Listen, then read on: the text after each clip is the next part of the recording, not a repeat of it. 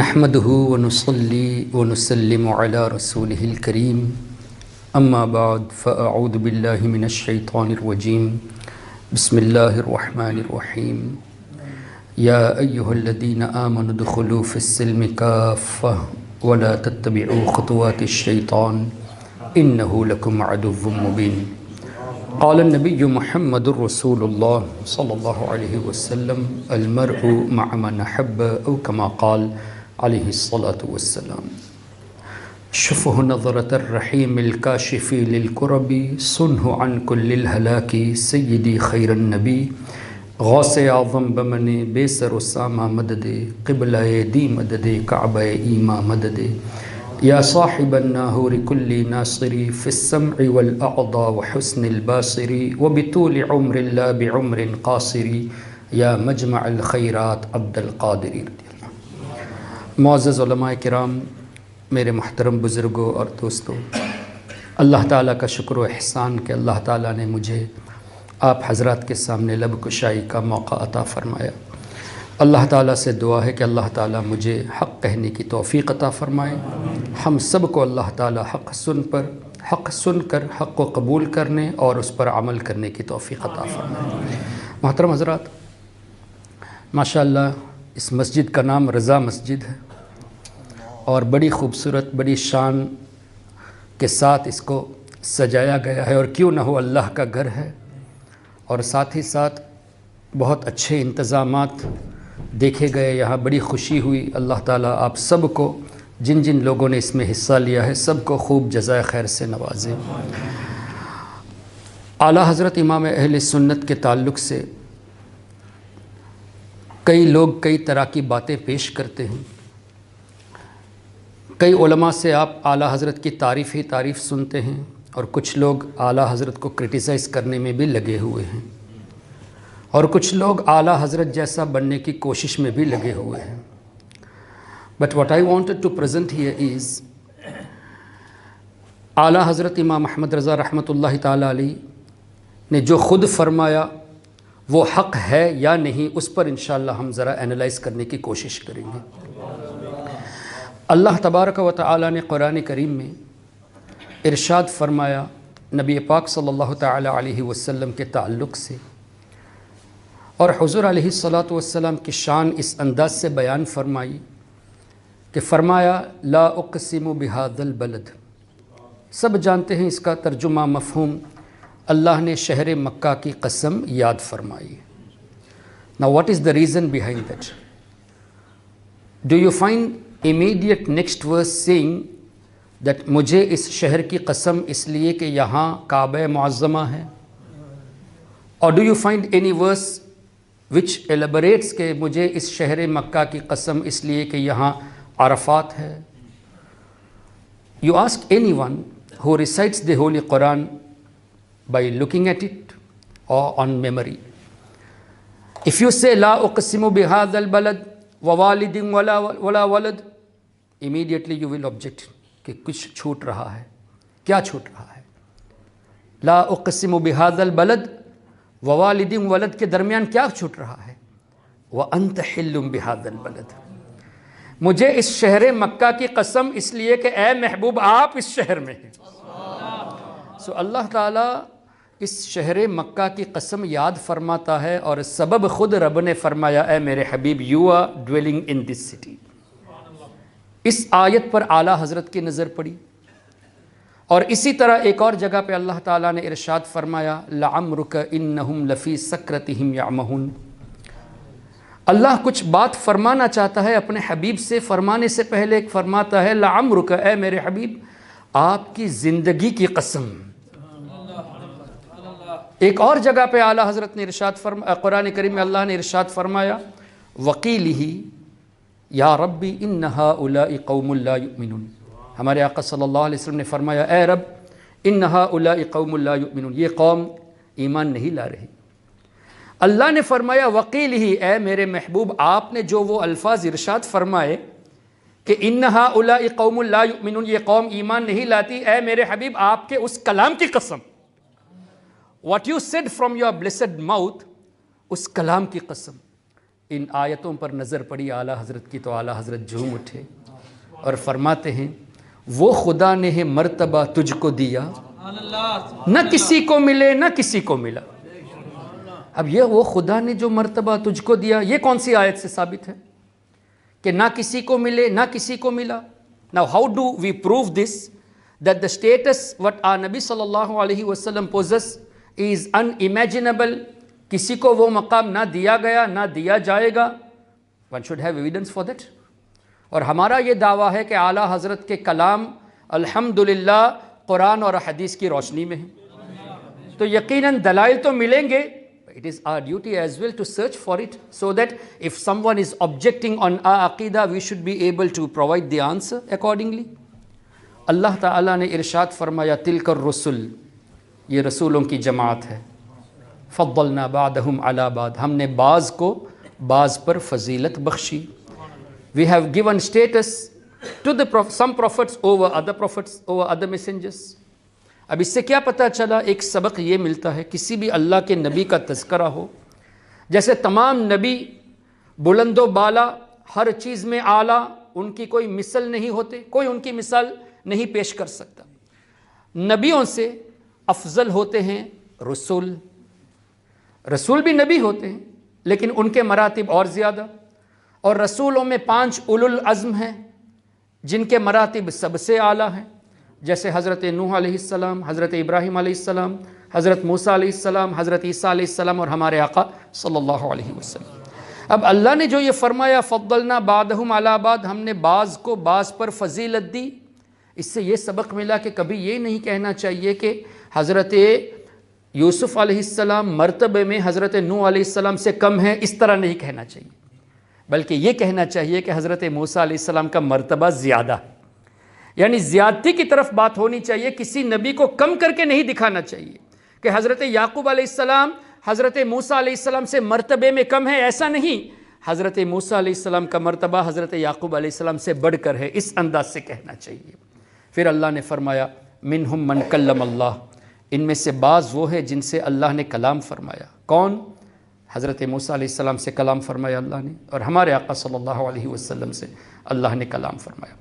And immediately next part of that verse وَرَفَعَ بَعْدَهُمْ دَرَجَاتٍ، ہم نے ہمارے حبیب صلی اللہ علیہ وسلم کو ان تمام رسولوں سے درجوں بلند کیا.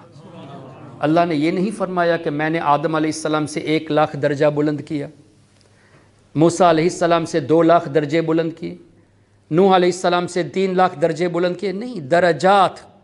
اللہ did not fix a limit there for us to know کہ حضور کا مرتبہ کتنا ہے. When we are unaware، اللہ کے نزدیک تو ایک مرتبہ ہے حضور کا. In our sight Allah has not kept a limit. When we are unaware، how could some say تم حضور کی اتنی تعریف کرتے ہو کہ اللہ سے ملا دیتے ہو. So you should ask those people what is the limit of Allah, beginning of Allah, and where the end is نبی کریم صلی اللہ علیہ وسلم. جب حضور کا مرتبہ اللہ نے ہمارے سامنے مقرر کیا ہی نہیں، how are we to say that this is the limit of نبی کریم صلی اللہ علیہ وسلم. اس طرف اعلیٰ حضرت کا ذہن گیا تو بتاتے ہیں دیکھو حضور علیہ السلام کا مرتبہ اللہ تعالیٰ نے اتنا بلند کیا کہ درجوں بلند فرمایا، کوئی لمٹ نہیں رکھی. اور حضور کا مرتبہ ایسا ہے کہ وہ مرتبہ کسی کو نہ دیا گیا نہ دیا جائے گا. تو اپنے کلام میں ارشاد فرمایا وہ خدا نے ہے مرتبہ تجھ کو دیا، نہ کسی کو ملے نہ کسی کو ملا، کہ کلام مجید نے کھائی شہا تیرے شہر و کلام و بقا کی قسم. کلام کی قسم وقیلہ یا ربی ان ہؤلاء قوم لا یؤمنون. بقا کی قسم، زندگی کی قسم، لعمرک انہم لفی سکرتہم یعمہون. شہر کی قسم لا اقسم بہذا البلد وانت حل بہذا البلد. اب مجھے بتائیے ہمارے امام نے جو یہاں بات کہی ہے یہ قرآن کے موافق ہے یا خلاف ہے؟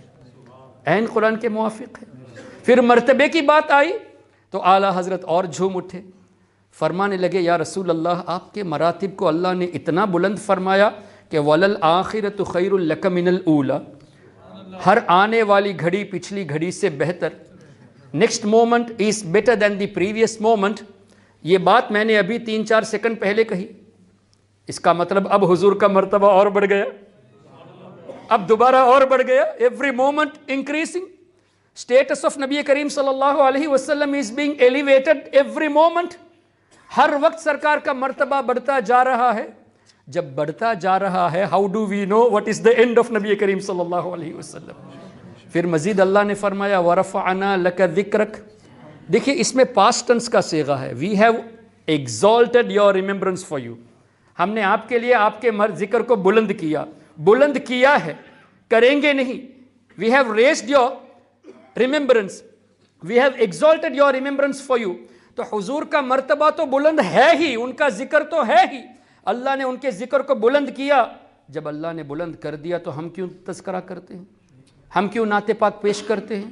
The reason is not that کہ ہم حضور کے لیے دعا کریں گے کہ یا اللہ تیرے حبیب پر درود و سلام نازل کر تبھی حضور کا مرتبہ بڑھے گا. نہیں. Then why do we recite? جب حضور کا مرتبہ اللہ نے بڑھا لیا, بڑھاتا ہے, تذکرہ بڑھا لیا, چرچا کر لیا, then why do we talk about him? This is not that we are giving him any benefit. No. In order for us to get the benefit by the wasila of Nabi Kareem sallallahu alaihi wasallam. اور وہ benefit کیا ہے؟ اللہ کے حبیب صلی اللہ علیہ وسلم کا مبارک فرمانا کہ مجھ پر ایک مرتبہ درود پڑھو اللہ 10 رحمتیں نازل فرماتا ہے. So you see, in order to get the rahmat of Allah, we are reciting salawat and salam upon Nabi Kareem sallallahu alaihi wasallam.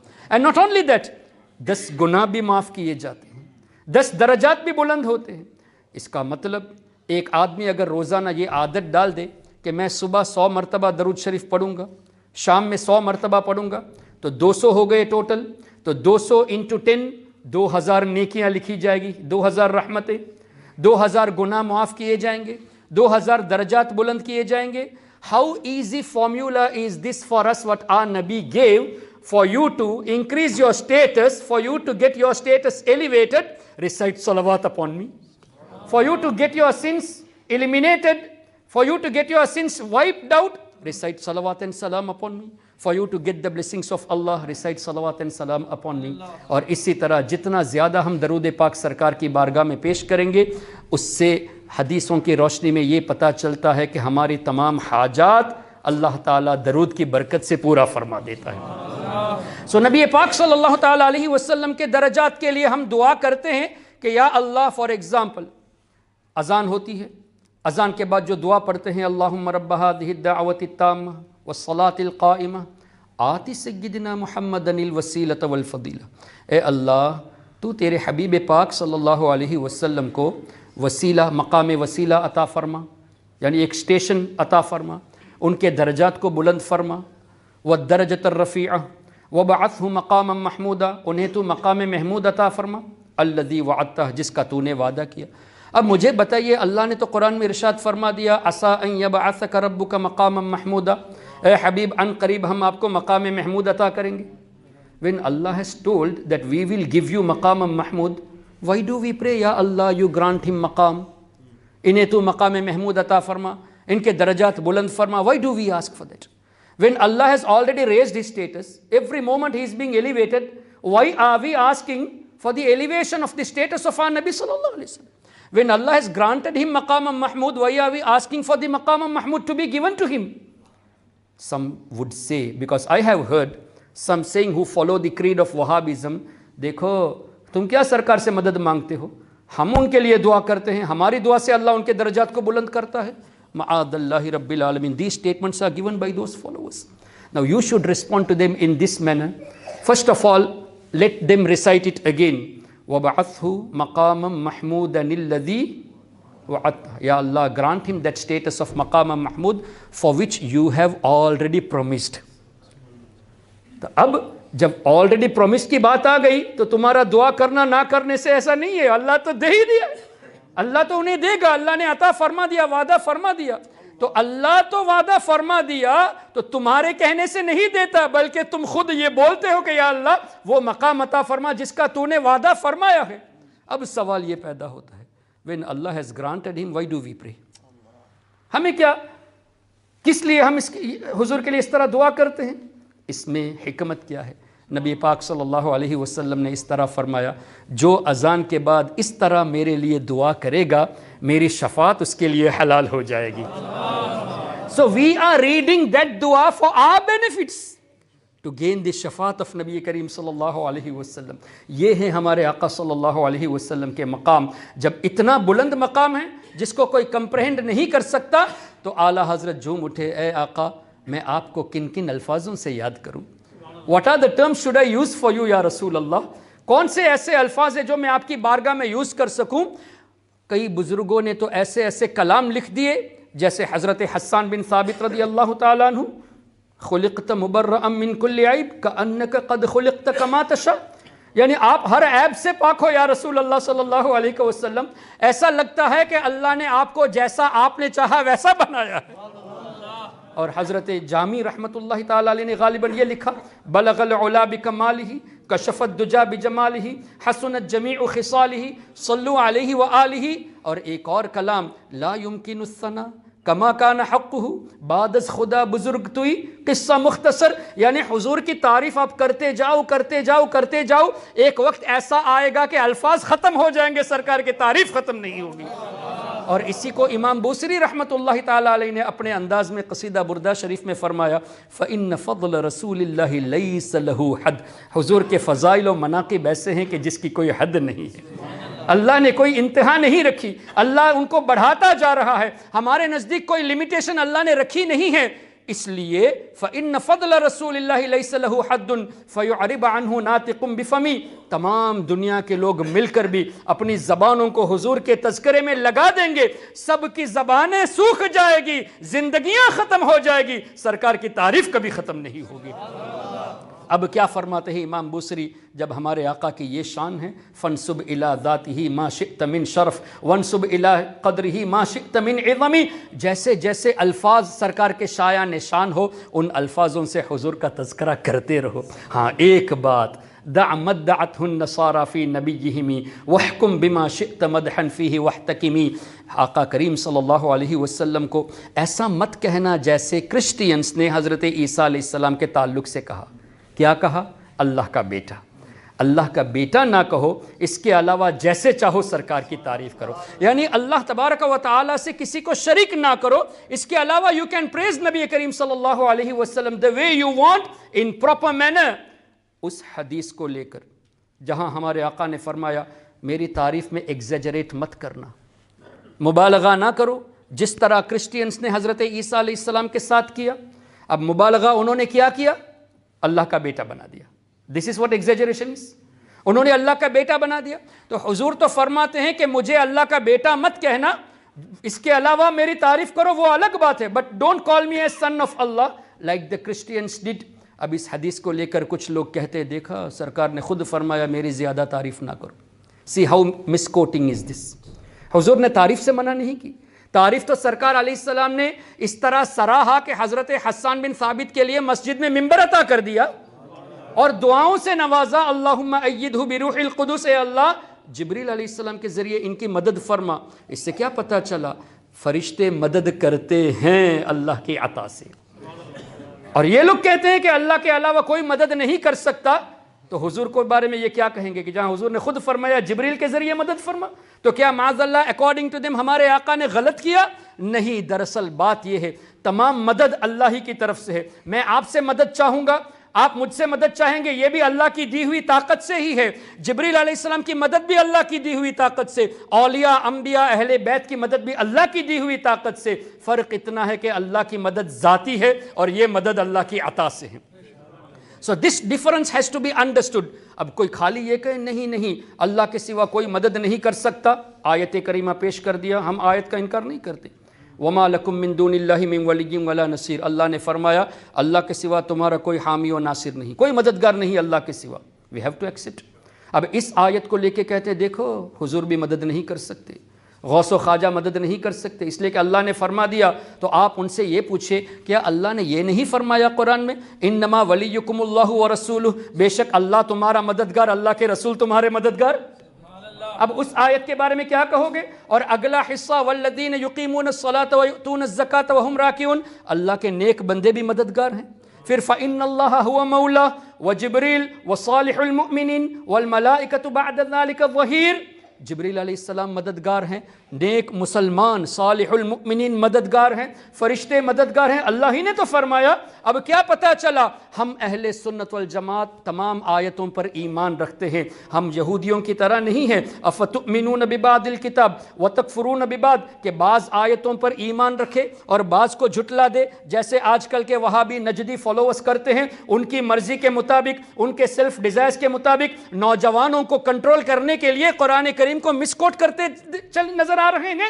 وہ کیا کرتے ہیں؟ صرف ان آیتوں کو پیش کرتے ہیں اور اس کو ایویڈنس کے طور پہ کہتے ہیں دیکھو اللہ نے نبیوں کو طاقت نہیں دی، جبکہ رب نے خود فرمایا میرے رسول مددگار ہیں۔ ہم اہل سنت والجماعت تمام آیتوں پر ایمان رکھتے ہیں، فرق بھی سمجھتے ہیں کہ اللہ کی مدد ذاتی ہے، نبیوں کی طرف سے جو مدد آتی ہے، فرشتوں کی طرف سے جو مدد آتی ہے وہ اللہ کی عطا سے ہے۔ تو اب میں یہ عرض کر رہا تھا، نبی پاک صلی اللہ تعالیٰ علیہ وسلم کے مراتب کے تعلق سے امام بوصیری نے فرمایا کہ حضور کو اللہ کا بیٹا نہ کہو، جیسے نصرانیوں نے حضرت عیسیٰ علیہ السلام کے بارے میں کہا۔ اس حدیث پاک کو مسکوٹ کر کے ہمیں سرکار کی ثنا خوانی سے روکتے ہیں، اور کچھ لوگ جو اپنے آپ کو شیخ الحدیث بھی کہلاتے ہیں اور ایسے ہی کرسچینز کو راضی کرنے کے لیے کہتے ہیں کہ تم بھی بلیورز میں شامل ہو۔ جو کرسچینز اللہ کے نبی عیسیٰ علیہ السلام کو اللہ کا بیٹا تصور کرتے ہیں، ان کی محفل میں جا کر ان کے سامنے یہ کہتے کہ تم بھی بلیورز میں شامل ہو۔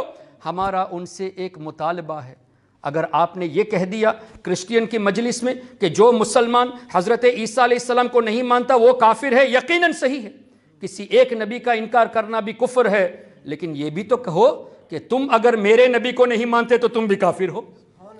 صرف اتنا کیوں کہتے ہو کہ ہم اگر تمہارے نبی کو نہ مانے تو ہم کافر ہیں؟ یہ بھی کہو کہ اے کرسچینز تم ہمارے نبی کو نہیں مانو گے تو تم بھی کافر ہو۔ ہمیں کسی سے کمپرومائزنگ پالیسی کی ضرورت نہیں ہے، جو عقیدہ ہے اس کو کھلم کھلا بیان کرنے کی ضرورت ہے۔ خیر میں یہ عرض کر رہا تھا نبی پاک صلی اللہ علیہ وسلم کے مراتب کے تعلق سے، اب اعلیٰ حضرت نے دیکھا کہ امام بوصیری نے بھی یہ فرمایا کہ تمام لوگ مل کر بھی سرکار کی تعریف کرے تو تعریف ختم نہیں ہو سکتی، لوگوں کی زبانیں سوکھ جائے گی، زندگیاں ختم ہو جائے گی۔ اور اسی طرح حضرت حسان بن ثابت، امام اعظم امام ابو حنیفہ اور تمام بزرگان دین نے سرکار علیہ السلام کی اس طرح تعریف کی۔ اب اعلیٰ حضرت جھوم اٹھے، فرماتے ہیں یا رسول اللہ کن کن الفاظوں سے میں آپ کو یاد کروں؟ سرور کہوں کہ مالک و مولا کہوں تجھے؟ Should I call you server? Should I call you Malik? Should I call you مولا؟ What should I call you یا رسول اللہ؟ کن کن الفاظ سے میں آپ کو یاد کروں؟ سرور کہوں کہ مالک و مولا کہوں تجھے؟ باغ خلیل کا گل زیبا کہوں تجھے؟ یا رسول اللہ تیرے تو وصف، آپ کی جو کوالٹیز ہیں، عیب تناہی سے ہے بری، ختم ہونے کے عیب سے بھی پاک ہے، کسی چیز کا ختم ہونا بھی عیب ہے۔ اے اللہ کے رسول آپ کی شان یہ ہے کہ آپ تو ختم ہونے کے عیب سے بھی پاک ہے، آپ کی کوالٹیز ختم ہونے کے عیب سے پاک ہے۔ جب آپ کی یہ شان ہے، حیران ہوں میرے شاہ میں کیا کیا کہوں تجھے، میں کیا کیا کہوں تجھے۔ اور اس کو اور آسان لفظوں میں اعلیٰ حضرت کے بڑے صاحبزادے مولانا حامد رضا خان رحمۃ اللہ تعالیٰ علیہ نے کیا خوب فرمایا۔ فرماتے ہیں محمد مصطفیٰ نور خدا، نام خدا تم ہو، شہ خیر الورا، شان خدا، صلی علی تم ہو، حبیب کبریا تم ہو، امام الانبیاء تم ہو، محمد مصطفیٰ تم ہو، محمد مجتبیٰ تم ہو، غریبوں درد مندوں کی دوا تم ہو، دعا تم ہو، فقیروں بے نواؤں کی صدا تم ہو، ندا تم ہو، ہمارے ملجا و ماوا ہمارا آسرا تم ہو، سہارا بے سہاروں کا شہ ہر دو سرا تم ہو، حسینوں میں تم ہی تم ہو، نبیوں میں تم ہی تم ہو، کہ محبوب خدا تم ہو، نبی الانبیاء تم ہو۔ اس طرح کی تعریف کرتے گئے اور آخر میں فرماتے ہیں یا رسول اللہ کن کن الفاظوں سے میں آپ کو یاد کروں؟ آپ کی شان اتنی بلند و بالا، لیکن یا رسول اللہ ہم آپ کو اللہ تو نہیں کہہ سکتے، خدا کہتے نہیں بنتی، خدا کہتے نہیں بنتی، جدا کہتے نہیں بنتی، ہم خدا بھی نہیں کہتے، کہہ نہیں سکتے، اور خدا نے آپ کو وہ قرب عطا فرمایا کہ خدا سے جدا بھی نہیں کہہ سکتے۔ خدا کہتے نہیں بنتی، جدا کہتے نہیں بنتی، اب کیا نتیجہ؟ خدا پر اس کو چھوڑا ہے، وہی جانے کہ کیا تم ہو۔ آپ کی شان کیا ہے وہ اللہ کے سوا کوئی جان ہی نہیں سکتا، اللہ نے وہ مقام آپ کو عطا فرمائے۔ پھر قرآن کریم میں آپ دیکھیں اللہ نے ارشاد فرمایا والضحیٰ واللیل اذا سجا والشمس وضحاہا واللیل اذا یغشا. آپ تفسیر اٹھا کر دیکھ لیجئے، اس میں ایک معنی ڈان کا ہے کہ ڈان کی قسم، لیل میں رات کی قسم، لیکن کچھ تفاسیر میں یہ لکھا ہوا ہے یہاں ضحیٰ سے مطلب نبی پاک صلی اللہ علیہ وسلم کے چہرے اقدس کی قسم اللہ یاد فرماتا ہے. اور تفسیر میں واللیل سے یہ لکھا ہوا ہے کہ یہاں سرکار علیہ السلام کی زلف مبارک کا تذکرہ ہو رہا ہے. اعلیٰ حضرت نے جب ان آیتوں کو دیکھا، ان تفاسیر پر نظر پڑی تو جھوم اٹھے. فرماتے ہیں ہے کلام الہی میں شمس و ضحیٰ، ہے کلام الہی میں شمس اور ضحیٰ، یا رسول اللہ تیرے چہرہ نور فضا کی قسم. اور قسم شب تار رات واللیل، قسم شب تار میں راز یہ تھا کہ حبیب کی زلف دوتا کی قسم. اللہ نے آپ کے چہرے اقدس کی قسم یاد فرمائی، اللہ نے آپ کے زلف مبارک کی قسم یاد فرمائی. اب اعلیٰ حضرت کے ان اشعار کو دیکھ کر لوگ کہتے ہیں دیکھو اعلیٰ حضرت نے ایگزیجریٹ کیا. والضحیٰ سے مطلب یہ کیسے لے لیا کہ حضور کا چہرہ مبارک ہے، واللیل سے یہ مطلب کیسے لے لیا کہ یہاں زلف مبارک مراد ہے. اعلیٰ حضرت نے اپنی طرف سے نہیں، وہ اگر تفاسیر پڑھے ہوتے تو ہرگز یہ آبجیکشن نہ کرتے. تفسیر اگر پڑھے ہوتے تو ضرور ان باتوں کو پاتے کہ اعلیٰ حضرت نے جو لکھا ہے وہ تفاسیر کی روشنی میں لکھا ہے. پھر مزید امام اہل سنت فرماتے ہیں یا رسول اللہ آپ کی شان تو یہ ہے کہ چاند شق ہو، پیڑ بولے، جانور سجدہ کرے. چاند شق ہو، پیڑ بولے، جانور سجدہ کرے. اب چاند کا شق ہونا didn't we find in the احادیث کہ نبی پاک صلی اللہ علیہ وسلم نے اپنی مبارک انگلی کا اشارہ فرمایا، چاند کے دو ٹکڑے ہو گئے. اللہ اکبر. تو اس حدیث کی طرف اشارہ کرتے ہوئے اعلیٰ حضرت فرماتے ہیں چاند شق ہو، پیڑ بولے، درخت کا بولنا. ایک مرتبہ ایک شخص نبی پاک کی بارگاہ میں آیا اور کہا اے محمد صلی اللہ علیہ وسلم میں آپ پر ایمان لانا چاہتا ہوں لیکن I want to see some miracle. اس طرح کی بات کہی. کیا دیکھنا چاہتے ہو؟ مفہوم میں بتا رہا ہوں. انہوں نے عرض کی کہ میں چاہتا ہوں کہ وہاں جو ندی کے اس طرف ایک درخت ہے، وہ درخت آپ کی بارگاہ میں آئے اور وہ آپ کے حکم پر آئے، آپ اسے بلائیے تاکہ میں آپ پر ایمان لاؤں. حضور علیہ الصلوۃ نے یہ تو نہیں فرمایا کہ میں بلا لیتا ہوں وہ آ جائے گا، یا مجھ میں کیا طاقت، میں کیسے اس کو حکم دے سکتا ہوں، اس کے تو پیر بھی نہیں ہیں. It doesn't have feet. سرکار علیہ السلام نے فرمایا تم جا کے کہو کہ میں بلا رہا ہوں. You go and tell the message that I am calling that tree. حضور علیہ السلام کا پیغام پہنچا، وہ اپنی روٹ سے باہر نکلا درخت اور بغیر پیروں کے سرکار کی بارگاہ میں چل کر تشریف لایا. اللہ. سرکار علیہ السلام کی بارگاہ میں حاضر ہو کر حضور کا کلمہ پڑھا، یا الصلاۃ والسلام علیک یا رسول اللہ پڑھا. پیڑ شق، چاند شق ہو، پیڑ بولے. اب درخت بول رہے ہیں، سرکار کی بارگاہ میں آ کے کلمہ پڑھ رہے ہیں، درود پاک پڑھ رہے ہیں. یہ بولنا یہ اعلیٰ حضرت کا کلام حدیث کی روشنی میں دیکھا نا. پھر اسی کو امام بوصری نے بھی کیا خوب تذکرہ فرمایا، جاءت لدعوته الاشجار ساجدۃ تمشی الیہ علی ساق بلا قدم.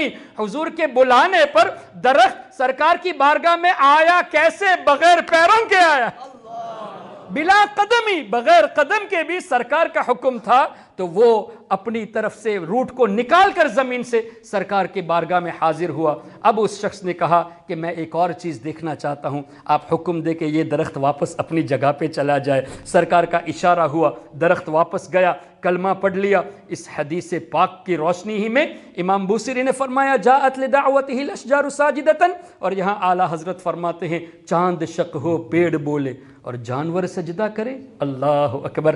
کئی واقعات ایسے ہیں، آپ کو کئی روایات مل جائے گی کہ جانور، اونٹ وغیرہ نبی پاک صلی اللہ علیہ وسلم کی بارگاہ میں حاضر ہوتے. اونٹ کو جب کوئی شکایت کرنی ہوتی اپنے مالک کی، سرکار کی بارگاہ میں سجدہ کرتے اور حضور کے کان میں کچھ کہتے. حضور علیہ السلام نے مالک کو بلایا، کہا کہ تم اس سے جتنا کام لیتے ہو اس کو اتنا آرام نہیں دیتے، یعنی کام زیادہ لیتے ہو، کھانا وغیرہ کم دیتے ہو، یہ مجھے اس اونٹ نے شکایت کی ہے. اللہ اکبر. تو اونٹ کی بولی بھی نبی پاک صلی اللہ علیہ وسلم سمجھتے ہیں اور یہ جانور حضور کی بارگاہ میں سجدہ بھی کرتے ہیں. جانور کو پتا ہے کہ حضور دافع البلا ہے. جانور اس چیز کو سمجھتے ہیں کہ میرے آقا صلی اللہ علیہ وسلم کی بارگاہ میں عرضی لگائیں گے تو ہمارا کام بن جائے گا. اور آج کلمہ پڑھنے والے کچھ لوگ ایسے ہیں جو کہتے ہیں کہ حضور کچھ نہیں کر سکتے، مر کر مٹی میں مل گئے. He has dead and gone mixed with the sand. He is unable to even listen to our call. تو کیا یہ جانور سے بدتر ہونا ثابت نہیں ہوتا اس سے؟ اللہ تعالیٰ ہم سب کے ایمان و عقیدے کی حفاظت فرمائے۔ تو میں یہ عرض کر رہا تھا، آپ امام اہل سنت کے کلام کو پڑھیے، بغور پڑھیے اور حدیثوں کی طرف توجہ لگائیے، قرآن کریم کی تفسیر دیکھیں، آپ کو انشاءاللہ یہ کلام قرآن اور احادیث کی روشنی میں ملیں گے۔ اب اعلیٰ حضرت نے جو قرآن کریم کی روشنی میں ہمارے آقا صلی اللہ علیہ وسلم کی تعریف کی، اس کا مقصد کیا تھا؟ امام بوصیری نے تعریف کی، مقصد کیا تھا؟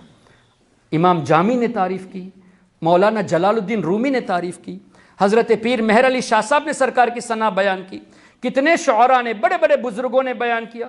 امام اعظم امام ابو حنیفہ جیسے مجتہد امام فرماتے ہیں، یا سید السادات جئتک قاصدا، یا رسول اللہ آپ تو ساداتوں کے بھی سادات ہیں، سید السادات ہیں، میں آپ کی بارگاہ میں ایک مانگنے کی حیثیت سے آیا ہوں، ایک بھیک مانگنے والا فقیر کی حیثیت سے، یا رسول اللہ میں آپ کی بارگاہ میں آیا ہوں۔ انا طامع بالجود منک ولم یکن لأبی حنیفۃ فی الانام سواک، یا رسول اللہ میں آپ کی بارگاہ میں پیاسا بن کے آیا ہوں، ابو حنیفہ کا آپ کے سوا ہے کون یا رسول اللہ؟ دیکھو امام اعظم کا عقیدہ کتنا پختہ۔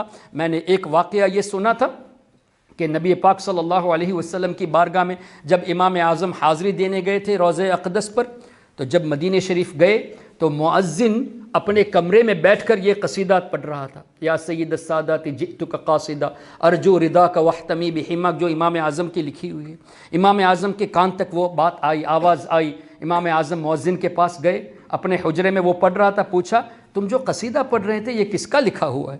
کہا کہ یہ نعمان بن ثابت امام ابو حنیفہ کا لکھا ہوا ہے۔ کہا کہ تم جانتے ہو وہ کون ہے؟ جبکہ امام اعظم خود موجود تھے۔ انہوں نے کہا کہ نہیں میں انہیں جانتا نہیں۔ تو تمہیں یہ قصیدہ پتہ کیسے چلا؟ اس لیے کہ امام اعظم نے اس قصیدے کو ابھی ظاہر نہیں کیا تھا۔ فرمایا کہ تمہیں اس قصیدے کا پتہ کیسے چلا؟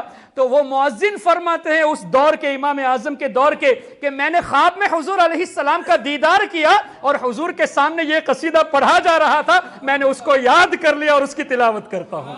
کیا مقبولیت اللہ تعالیٰ نے امام اعظم کو عطا کی تھی۔ اب بتانا کیا چاہ رہا ہوں، what was the mission, what was the motive, what was the purpose for all these great scholars to love and respect and to praise نبی کریم صلی اللہ علیہ وسلم؟ ایک چیز سمجھ میں یہ آتی ہے کہ سب نے حدیثوں میں پڑھا ہے کہ کل بروز قیامت ہم سب، اس وقت دنیا میں کتنے لوگ ہیں؟ تقریباً 7 بلین۔ آج سے 100 سال پہلے کتنے تھے؟ وی ڈونٹ نو۔ 200 سال پہلے؟ We don't know. آج سے 100 سال کے بعد کتنے ہوں گے؟ We are unable to tell you in advance. 200 سال کے بعد کتنے بلینس ہوں گے؟ We don't know that. نعرہ تکبیر، نعرہ رسالت، علماء اہل سنت، اللہم صلی وسلم۔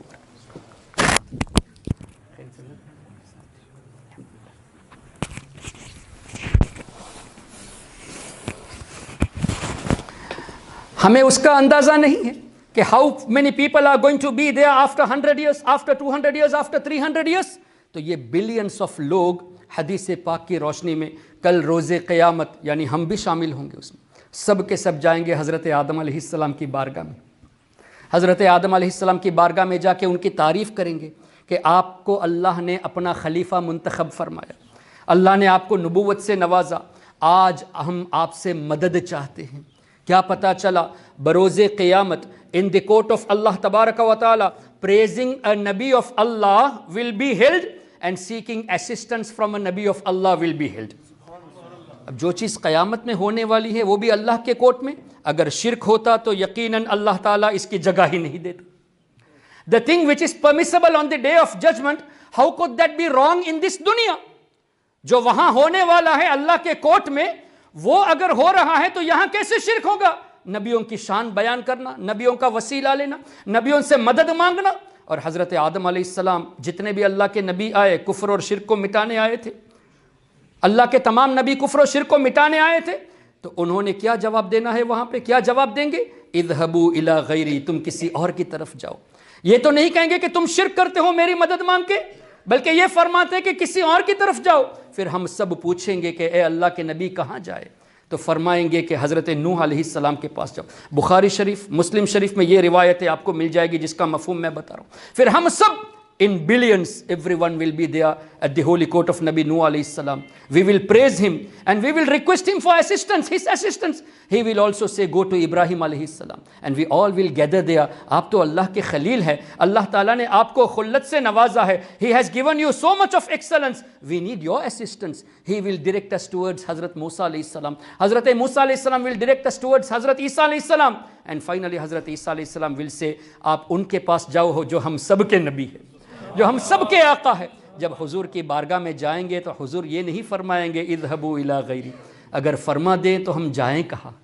سرکار علیہ السلام تو فرمائیں گے انا لہا, میں تو اسی لیے ہوں, میں شفاعت کرنے کے لیے ہوں. اس کا مطلب یہ نہیں ہوا کہ حضرت آدم شفاعت نہیں کریں گے, ہرگز ایسا نہیں ہے. ایوری پروفٹ ول ڈو شفاعت, ول انٹرسیڈ. دکھانا یہ مقصود ہے کہ شفاعت ہم کریں گے, لیکن شفاعت کا دروازہ پہلے ہمارے آقا کھولیں گے. After he opens the door of the intercession, we will do the شفاعت. اللہ اکبر. تو نبی پاک صلی اللہ علیہ وسلم کی بارگاہ میں سب جائیں گے, حضور کی وہاں تعریف کریں گے. خود سرکار نے فرمایا اولین اور آخرین مقام محمود میں میری تعریف کریں گے. سب کے سب. اب اندازہ کیجئے 7 بلین تو اب ہے نا, ٹوٹل مان لیتے ہیں 100 بلین یا 200 بلین یا 300 بلین, جتنا اللہ کی مرضی, اللہ نے جتنے انسان کو پیدا کرنا ہے یا کرے گا, وہ سب دیکھ کر billions of people will be there. یہاں کسی جگہ کوئی عالم دین آئے, کوئی شیخ آئے تو 1000 لوگ ان کی طرف دوڑیں گے تو کتنی بھیڑ نظر آتی ہے. وہاں 1000 نہیں, لاکھ نہیں, بلینس آف پیپل سرکار کی بارگاہ میں دوڑتے ہوئے آتے ہوں گے, اور سب کے سب سرکار کی وہاں تعریف بیان کرتے ہوں گے. کیا منظر وہ ہوگا کہ کوئی کہہ رہا ہوگا اے شہنشاہ مدینہ الصلاۃ والسلام, کوئی کہہ رہا ہوگا یا نبی سلام علیک, کوئی کہہ رہا ہوگا اپنے انداز میں مصطفیٰ جان رحمت پہ لاکھوں سلام. اللہ اکبر. اب اعلیٰ حضرت کی نظر جب اس حدیث پاک پر پڑی تو اعلیٰ حضرت فرماتے ہیں خلیل و نجی, مسیح و صفی, سبھی سے کہیں بھی بنی. حضرت ابراہیم علیہ السلام کے پاس گئے, حضرت آدم علیہ السلام کے پاس گئے, حضرت نوح علیہ السلام کے پاس گئے, کہیں بھی بنی بات نہیں بنی. کیوں نہیں بنی؟ یہ بے خبری کہ خلق پھری کہاں سے کہاں تمہارے لیے. ہم نے جبکہ حدیث میں پڑھ لیا کہ ایٹ لاسٹ آ نبی will be opening the door of the شفاعت. سرکار جب شفاعت شروع فرمائیں گے, اس کے بعد انبیاء کرام, اولیاء کرام, علماء کرام, بچے, حفاظ, علماء شفاعت کریں گے. تو جب ہم نے پڑھ لیا تو کیوں نہ پہلے حضور کی بارگاہ میں جائیں. Why will we go to حضرت آدم علیہ السلام first, then to حضرت نوح علیہ السلام, and step by step finally towards our نبی صلی اللہ علیہ وسلم. Why is this going to happen? اللہ اکبر. اعلیٰ حضرت نے اس کو سمجھا دیا. یہ بے خبری کہ خلق پھری کہاں سے کہاں تمہارے لیے. اللہ تعالیٰ اس وقت لوگوں کے ذہنوں سے اس بات کو نکال دے گا کہ ہم نے حدیثوں میں پڑھا کہ سٹیپ بائی سٹیپ جا کر آخر میں سرکار کی بارگاہ میں جانا ہے تو پہلے حضوری کی بارگاہ میں جائے. نہیں, اللہ تعالیٰ لوگوں کے ذہنوں سے اس بات کو ہٹا دے گا, وہ بھول جائیں گے اور سب اللہ کے مرضی سے حضرت آدم علیہ السلام کے پاس ہی پہلے جائیں گے, اس کے بعد حضرت نوح علیہ السلام کے پاس جائیں گے. وجہ کیا ہے؟ اس کو آسان لفظوں میں استاد زمن شہنشاہ سخن مولانا حسن رضا خان رحمت اللہ تعالی علیہ نے فرما دیا کہ فقط اتنا سبب ہے, فقط اتنا سبب ہے. دس از دا وزڈم بیہائنڈ دا روز محشر, کہ انعقاد بزم محشر میں فقط اتنا سبب ہے انعقاد بزم محشر میں کہ ان کی شان محبوبی دکھائی جانے والی ہے. On that day, the excellence, the status of Nabi Kareem sallallahu alaihi wasallam is to be shown to every creation of Allah. That means all the human being from day one until Qiyamah, everyone will be witnessing the status of Nabi Kareem sallallahu ta'ala alaihi wasallam. So the purpose is in محفلوں میں آنا, نعت پاک پڑھنا. جتنے بزرگوں نے نعت پاک پڑھی, جتنے اولیاء کرام نے نعت پاک پڑھی, پرپس کیا ہے؟ سب جانتے ہیں کہ کل یہ کام ہمیں کرنا ہے. What are we going to do tomorrow? They started practicing here now itself. تو ہمارے بزرگوں کے نقش قدم پر چلتے ہوئے we also should talk on the excellence of نبی کریم صلی اللہ علیہ وسلم. Unfortunately we find it less today. حضور 2-3 منٹ میں انشاءاللہ ختم کر دیتا ہوں. Unfortunately we find it less today. کہ کتنے لوگ ایسے ہوں گے جو روزانہ کم سے کم 15-20 منٹ کے لیے ایک میل بچوں کے ساتھ کرے, فیملی کے ساتھ, اور بچوں کو یہ سمجھائے کہ ہمارے آقا صلی اللہ علیہ وسلم کی یہ شان تھی, ہمارے آقا صلی اللہ علیہ وسلم عام بچوں کی طرح نہیں تھے. بچے پیدا ہوتے ہیں تو روتے ہیں، لیکن نبی پاک صلی اللہ علیہ وسلم پیدا ہوئے تو سجدہ فرمایا، امت کی بخشش کے لیے دعائیں فرمائی. ہم لوگ جب باہر جاتے ہیں دھوپ ہوتی ہے تو کچھ فرق نہیں پڑتا، لیکن آقا کریم صلی اللہ علیہ وسلم باہر جاتے دھوپ ہوتی تو بادل آ کے کور کر لیتے تھے، بادل کور کر لیتے تھے. ہمارے پسینے سے لوگ بھاگتے ہیں، لیکن نبی پاک صلی اللہ علیہ وسلم کے مبارک پسینے کو لوگ عطر کی طرح یوز کرتے ہیں، اس کو سنبھال کے رکھتے ہیں. ہم کہیں تھوک دے تو لوگ اس سے گھن کھاتے ہیں، کہتے ہیں کہ یہ بیڈ مینس ہے، لیکن نبی پاک صلی اللہ علیہ وسلم اپنے مبارک لعاب کو کسی جگہ ڈال دے، کنویں میں ڈال دے تو وہ پانی ہمیشہ کے لیے میٹھا ہو جاتا. These differences are to be taught to your children today. جب آپ اس طرح سرکار کے شان بیان کریں گے تو ان کے دل میں حضور کی محبت پیدا ہوگی. And if we ignore this today, how can we expect from the children to love and honor نبی کریم صلی اللہ علیہ وسلم؟ اور اگر جس دن انہوں نے حضور کو honor کرنا چھوڑ دیا اس دن بربادی شروع ہو جائے گی. اس لیے make sure you educate yourself and you educate your children on the true aqidah of Ahl Sunnati wal Jama'ah, and tell them that the love of Nabi Kareem sallallahu alayhi wasallam is the source of our salvation. یہی محبت ہماری نجات کا ذریعہ ہے. جب یہی محبت نجات کا ذریعہ ہے تو اسی پر فوکس کرے. حضور کی محبت کے ساتھ قرآن پڑھیں گے تو یقیناً ایمان پر قائم رہیں گے، حدیث پڑھیں گے ایمان پر قائم رہیں گے، اور بغیر محبت کے پڑھیں گے تو آپ نے دیکھ لیا قرآن کریم سے ہی کافی لوگ مس کوٹ کر کے گمراہیت کی طرف جاتے ہیں. اللہ تعالیٰ ان سے ہماری حفاظت فرمائے.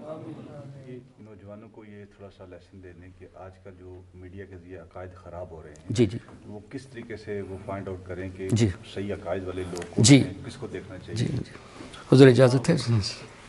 اللہم صلی وسلم مبارک علیہ. It's a very good point mention by حضرت کہ آج میڈیا کے ذریعے جو خرافات پھیل رہی ہے اس سے ہمارے نوجوان کیسے بچے. Because very unfortunately every one is trying to become Google مفتی ٹوڈے. گوگل میں مسئلہ ٹائپ کر دیا، آپ کسی چیز کو ریسرچ کرنا ہے گوگل میں ڈالے، وہ الگ بات ہے، لیکن اسلامک میٹرز کے لیے گوگل کا بھروسہ نہ کریں، اس لیے کہ اس میں سنیوں سے زیادہ دوسروں کے پیغام ہیں. وہابی فالوورز کے زیادہ ہے، شیعوں کے زیادہ ہے، قادیانیوں کے زیادہ ہے. And if our children, our youth, if they are following their sides, then they are going towards the wrong path. I'll tell you a few examples. اللہ تبارک و تعالیٰ نے قرآن کریم میں ارشاد فرمایا وَعِنْدَهُ مَفَاتِحُ الْغَيْبِ لَا يَعْلَمُهَا إِلَّا هُ. غیب کی چابیاں اللہ کے پاس ہے، اللہ کے سوا کوئی غیب نہیں جانتا. ہم مانتے ہیں کہ اللہ کے سوا کوئی غیب نہیں جانتا. اب ان لوگوں نے کیا کیا، اسکول ٹیکسٹ بک جب پبلش کی اور انٹرنیٹ میں بھی اس کو ڈالا کہ دیکھو اللہ کے نبی کو غیب کا علم نہیں ہے، یہ ہیڈنگ ڈال دیا. یہ بکس موجود ہیں، آپ دیکھ سکتے ہیں، جو بلال فلپس، ڈاکٹر محسن خان اور اسی طرح وہابی فالوورز کی جو سلیبس ہے ان میں آپ دیکھ سکتے ہیں باقاعدہ ہیڈنگ ڈالی ہے. ہم پوچھیں گے تو کہیں گے کہ بھئی قرآن میں اللہ نے کہا کہ اللہ کے سوا کوئی نہیں جانتا اس لیے ہم نے لکھا. تو ہم ان سے پوچھیں گے کہ قرآن میں اللہ نے یہ بھی تو فرمایا کہ میں اپنے رسولوں کو غیب دیتا ہوں، الا من ارتضی من رسول، تو ان آیتوں کا تذکرہ کیوں نہیں کرتے؟ So this is how they trying to brainwash your children. اس طرح کے کئی مثالیں قرآن کریم سے ہیں جس کو وہ یوز کرتے ہیں. ایک اور مثال میں آپ کو دے دوں. پہلے میں آپ سے یہ پوچھنا چاہتا ہوں، کیا اللہ کے نبی صلی اللہ علیہ وسلم کبھی قرآن کے خلاف جا سکتے ہیں؟ یس اور نو؟ اگر کوئی عقیدہ رکھے کہ حضور علیہ السلام قرآن کے خلاف گئے تو کافر ہو جائے گا، ایمان سے خالی ہو جائے گا. اب اللہ نے سرکار علیہ السلام کو حکم دیا قل لا اقول لکم عندی خزائن اللہ، اے حبیب آپ فرما دیجئے کہ میرے پاس خزانے نہیں ہیں.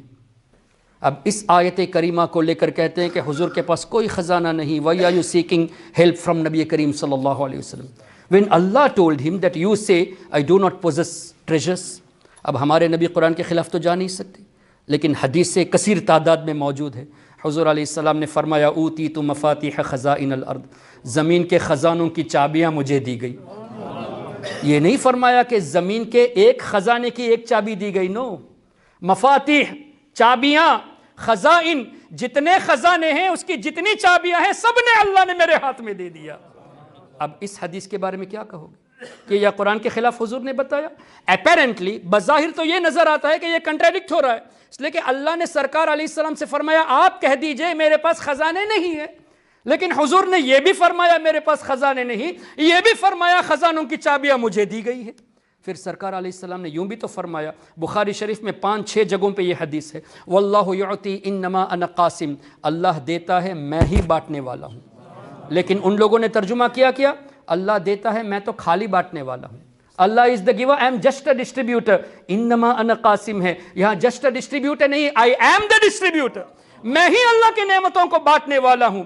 نعمت بانٹنے والے کے پاس خزانہ ہوگا تبھی تو بانٹا جائے گا۔ تو یہاں بھی حضور علیہ السلام فرماتے ہیں میرے پاس خزانے ہیں، لیکن apparently this also goes against the قرآن۔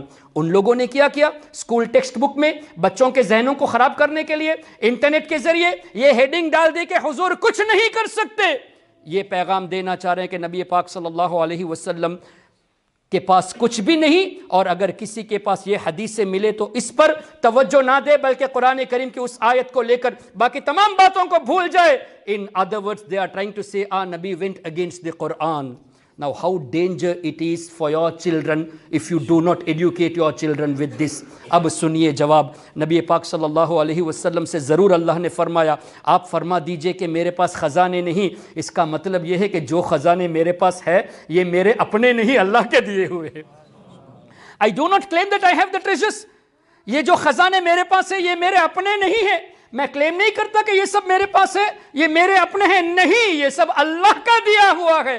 مفہوم کچھ اور ہے اور یہ بتاتے کچھ اور ہے، مفہوم کچھ اور ہے، یہ بتاتے کچھ اور ہے۔ تبھی تو سرکار علیہ السلام نے فرمایا میں بانٹنے والا ہوں۔ اور اس میں بھی ایک مزے کی بات، یہ مشکات شریف میں یہ حدیث پاک کتاب العلم میں ہے۔ اب جب یہ حدیث پاک ہم نے وہابیوں کے سامنے پیش کی تو کہتے ہیں نہیں حضور صرف علم بانٹتے ہیں اور کچھ نہیں بانٹتے۔ اب مجھے بتائیے علم سے بڑی کون سی دولت؟ جب سرکار علیہ السلام علم جیسی عظیم دولت بانٹتے ہیں تو باقی تمام چیزیں بانٹنا کون سی مشکل ہو گئی؟ Everything is apparent and further in the Holy Quran. نعمتیں دیتا کون ہے؟ اللہ دیتا ہے، لیکن اللہ نے کیا فرمایا؟ وَلَوْ أَنَّهُمْ رَضُوا مَا آتَاهُمُ اللَّهُ وَرَسُولُهُ۔ کیا ہی اچھا ہوتا کہ مسلمان اس بات سے راضی ہو جاتے جو اللہ نے دیا اور اس کے رسول نے دیا۔ تو اللہ دیتا ہے، لیکن اللہ یہ فرماتا ہے مسلمان اس بات سے راضی ہو جائے جو اللہ نے دیا اور اللہ کے رسول نے دیا۔ تو ہمارا کسی کے سوال پر یہ کہنا کہ آپ کی طبیعت کیسی ہے، ہم کہتے ہیں الحمدللہ اللہ کا کرم ہے اور اس کے رسول کا کرم ہے، یہ صحابہ کرام کا طریقہ ہے۔ اس لیے کہ اللہ نے فرمایا کیا ہی اچھا ہوتا مسلمان یہ کہتے ہیں کہ ہم اس بات سے خوش ہیں جو اللہ نے دیا اور اللہ کے رسول نے دیا۔ اور کچھ لوگوں کے چہرے بگڑتے ہوئے دیکھیں آپ، اگر یہ کہے کہ اللہ اور اس کے رسول کا کرم ہے، بگڑتے ہیں، یہ بھی قرآن میں ہے۔ اللہ نے فرمایا وَمَا نَقَمُوا إِلَّا أَنْ أَغْنَاهُمُ اللَّهُ وَرَسُولُهُ مِنْ فَضْلِهِ۔ منافقوں کو کون سی چیز بری لگی؟ یہی نا کہ مسلمانوں کو اللہ نے بے نیاز کیا، اللہ کے رسول نے بے نیاز کیا۔ بے نیاز کرنے والی ذات اللہ کی ہے، لیکن رب فرماتا ہے میں نے بے نیاز کیا، میرے رسول نے بے نیاز کیا۔ اب قرآن کریم میں اللہ تعالیٰ نے حضور کی یہ شان بیان کی، لیکن یہ لوگ ہیڈنگز میں ٹیکسٹ بک میں ڈال دیتے ہیں کہ حضور مالک نہیں ہے، حضور مختار نہیں ہے، حضور علیہ السلام کے پاس علم نہیں ہے۔ therefore be careful, protect your children۔ اس کے لیے آپ کو کیا کرنا چاہیے؟ how are you going to segregate, how are you going to identify, how are you going to differentiate this? I'll give you a small formula۔ اگر آپ ممکن ہو، حضرت صاحب موجود ہے، دیگر علماء آپ کے شہر میں موجود ہے، ایک میری آپ سے ریکویسٹ ہے اگر آپ کرنا چاہے اس ارادے سے کہ ہم اپنے ایمان کو بھی بچا سکیں اور اپنے بچوں کے ایمان کو بھی بچا سکیں، I just require 1 hour from you once a week۔ ایک ہفتے میں صرف 1 گھنٹہ، صرف 1 گھنٹہ ایک ہفتے میں۔ بہار شریعت کا پہلا حصہ جو عقیدے کا باب ہے، اس میں تقریباً 11-12 ٹاپکس ہیں۔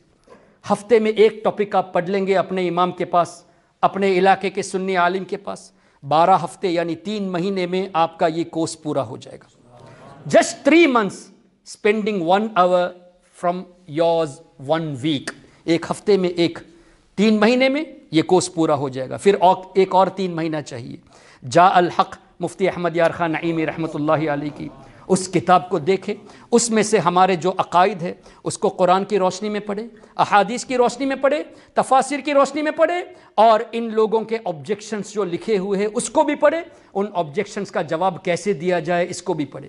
6 مہینے لگا دے آپ یقین مانیے توجہ سے اگر آپ 6 مہینہ لگا کر یہ 2 کتابیں پڑھ لیں گے، آپ خود اتنے مضبوط ہو جائیں گے کہ کوئی بھی آپ کے ایمان کو بگاڑ نہیں سکتا۔ اور اپنے بچوں کو بھی ضرور تعلیم دے تاکہ ان کو پتہ ہو جو یہ لوگ آبجیکشن کے لیے آیتیں پیش کرتے ہیں، جو حدیثیں پیش کرتے ہیں، اس کو کیسے مسکوٹ کیا ہے اور کیسے جواب دیا جائے، یہ آپ بچوں کو بھی سکھائے۔ وہ کب سکھائیں گے؟ آپ جب خود سیکھیں گے تب آپ سکھا سکیں گے، تبھی آپ کنٹرول کر پائیں گے۔ اور ایمان کو ایسا مضبوط بنا لو، ایسا مضبوط بنا لو جیسے اعلیٰ حضرت امام اہل سنت نے فرمایا۔ بلکہ یہ وہ شعر مجھے یاد نہیں آتا اس وقت، مولانا حسن رضا خان رحمۃ اللہ تعالیٰ علیہ نے یہ شعر فرمایا۔ اعلیٰ حضرت کا بھی اسی طرح کا ایک شعر ہے، مولانا حسن رضا خان فرماتے ہیں مجھ سے کیا لے سکے عدو ایمان۔ ہاں، اعلیٰ حضرت کا شعر بھی الحمدللہ یاد آ گیا۔ اعلیٰ حضرت فرماتے ہیں یا رسول اللہ صلی اللہ علیہ وسلم، تو نے اسلام دیا، تو نے جماعت میں لیا، اللہ نے ہمیں جو اسلام کی دولت دی آپ کے صدقے میں دی ہے، آپ نے اپنی جماعت میں ہمیں شامل کر کے ہمیں آپ کا غلام بنا دیا، اور یہ تو آپ کی طرف سے دیا ہوا عطیہ ہے نا، گفٹ ہے، اور گفٹ دے کر واپس لیا نہیں جاتا۔ ایمان ایسا ہونا چاہیے کہ یا رسول اللہ یہ ایمان آپ کا دیا ہوا گفٹ ہے، کوئی نجدی ہم سے آپ کے ایمان کو لوٹ نہیں سکتا۔ You should be firm on your ایمان کہ تو نے اسلام دیا، تو نے جماعت میں لیا، تو کریم، پھرتا ہے اب کوئی عطیہ تیرا؟ کریم دینے والا دے کر واپس گفٹ کو لیتا ہے، ایسا نہیں ہوتا۔ ایمان کو ایسا رکھنا چاہیے۔ اور اعلیٰ حضرت کے بھائی مولانا حسن رضا خان نے کیا خوب اور تفصیل کے ساتھ فرما دیا، مجھ سے کیا لے سکے عدو ایمان، دشمن اور مجھ سے ایمان لے سکے، دشمن میں اتنی طاقت جو میرے ایمان کو لوٹ سکے۔ یہ کب ہوگا کانفیڈنس؟ جب ہم عقائد پڑھیں گے، ان کے آبجیکشن پڑھیں گے، اس کے آنسرز پڑھیں گے، تبھی ہم مضبوط ہو سکیں گے۔ ایسا ہو گیا تو اب فخر سے کہو مجھ سے کیا لے سکے عدو ایمان۔ کیسے دشمن مجھ سے ایمان لے سکتا ہے؟ یا رسول اللہ وہ بھی دیا ہوا تیرا، آپ کا دیا ہوا ایمان دشمن مجھ سے لے سکے؟ یہ ہو ہی نہیں سکتا۔ So you should make your belief such firm and educate your children, your youths, so that they don't go towards the creed of Wahhabism. If they go there, صرف 1 منٹ کے اندر انشاءاللہ کوشش کرتا ہوں، یہ بچے کل آپ کو مشرک کہہ بیٹھیں گے۔ ایون ٹوڈے دے سے ہمارے باپ دادا نے یا رسول اللہ کے صدا لگا کر شرک کر دیا۔ آپ کو پتا ہے شرک کتنا سیویہ گناہ ہے، کتنا بڑا کفر ہے کہ اس کی مغفرت نہیں ہے۔ ان اللہ لا یغفر ان یشرک بہ، اللہ نے فرمایا میں شرک کرنے والے کو معاف نہیں کروں گا، اس کے لیے معافی نہیں ہے۔ تو باپ دادا کو مشرک کہہ دیا، اس کا مطلب ایمان سے خالی کر دیا۔ ایمان سے خالی ہو گئے تو علماء کرام موجود ہے، پوچھ لیجئے حضرت نکاح باقی رہے گا یا ٹوٹ جائے گا؟ نکاح ٹوٹ جائے گا، اور نکاح ٹوٹ گیا تو حضرت رابطہ حلال کا ہوا یا حرام کا ہوا؟ حرام کا ہوگا۔ جو آج کل نوجوان ان وہابی ٹیچنگز کو پڑھ کر اپنے باپ دادا کو مشرک کہتے ہیں، وہ اپنے باپ دادا کو حلالی نہیں کہتے بلکہ حرامی کہتے ہیں۔ واٹ اے شیم! جب باپ دادا کو مشرک کہو گے تو ان سے جو اولاد پیدا ہوئی آپ کے ماں باپ، ان کو اپنے حرامی کہہ دیا، حلالی نہیں کہا، انلیجیٹمیٹ چائلڈ کہا، اور اپنے ماں باپ کو مشرک کہہ کر یہ خود کو حلالی ثابت نہیں کرتے۔ کتنے شرم کی بات ہے، اس لیے کہ یہ آج وہابی فالوورز ہیں، ان کے باپ دادا رہے ہوں گے، اس سے اوپر تو سب سنی ہی تھے نا، تو جتنے سنی تھے ان سب کو مشرک کہہ کر یہ اپنے پورے خاندان کو غیر حلالی ثابت کرتے ہیں۔ کہیں کل آپ کا بچہ آپ کو یہ نہ کہہ بیٹھے۔ Tomorrow if your child say that you are a mushrik, then they are regarding your parents as illegitimate and they regard themselves also illegitimate. Therefore, make sure to protect your children. For that, you must learn the true aqidah of Ahlus Sunnati wal Jama'ah. Allah hum sab ke iman wa aqideh ki hifazat farmaye. Wa akhiru da'wana alhamdulillahi rabbil alamin. Wassalamu alaikum wa rahmatullah.